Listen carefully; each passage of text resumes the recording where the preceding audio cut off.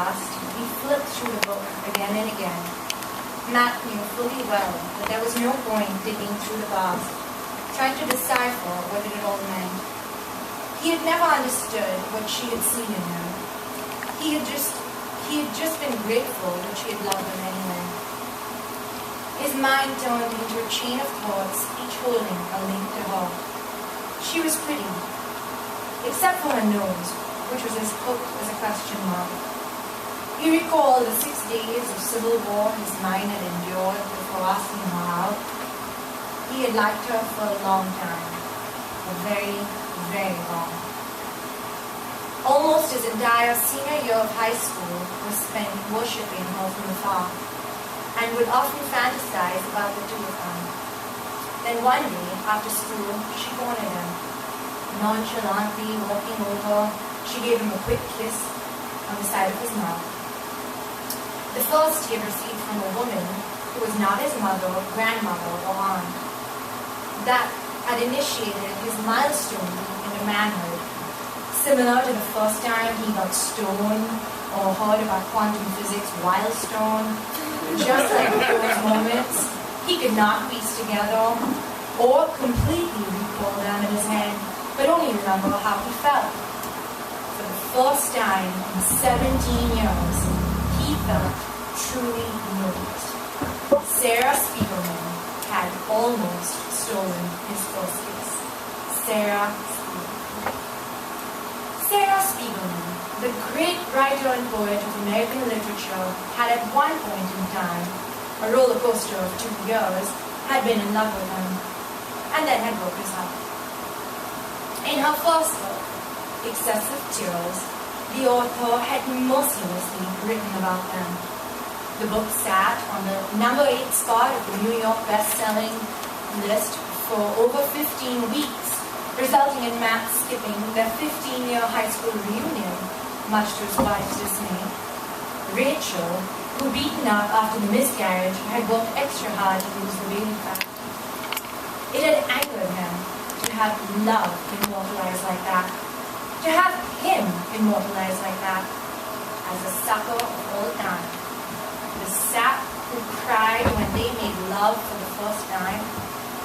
He had tried to justify it, his teen excitement, but the truth was, he had really believed he had found the one. Be it fiction or poetry, it was a recurring theme in the work that followed. He even found an essay she'd written on theme, setting, and how to build character, titled Reflections of Your Creation. Joe, the character in question, was a lonely curator who lived in Seattle and walked with a limp. Matt had spent 2 summers in college interning at the Seattle Asian Art Museum. Matt reread her work, and he could no longer see past his own interpretations. Autumn Lean, deemed by the Sunday Book Review as the most innovative romance of the decade, World War II. A bomber and soldier whose murky past leads to their downfall. Deceit was all that Matt saw in those pages. To him, it was not a tale of circumstance, but of broken promises. Sarah Spiegelman gained and lost other lovers, muses from which stories and novels emerged, and that left Matt behind, again. The most difficult part for him was not just getting over her, but getting over her moving on to other subjects. The early part of her writing career was peppered with references to them or him. This could be found in a character sketch or setting where the characters have a picnic in the rain, or like him, one of the characters would coincidentally have to cut his spaghetti and mash his peas because eating symmetrically shaped foods would make his palms sweaty.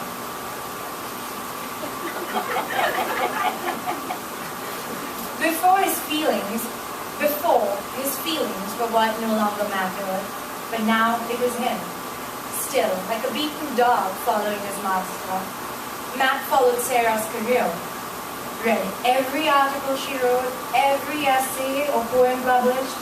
He was there on the first day of every book release, after which he would go home, and once his wife and daughter Lisa had gone to bed, sit in his basement study with a new book or story and an orange highlighter, Sarah's favorite color, reading every word that had come from her lexicon and marked anything that even remotely resembled it.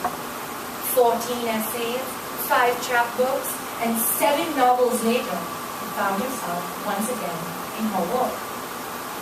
Her latest book, The Birth of Olympus, was a contemporary take on Zeus and Hera, and meant to be the first of a trilogy.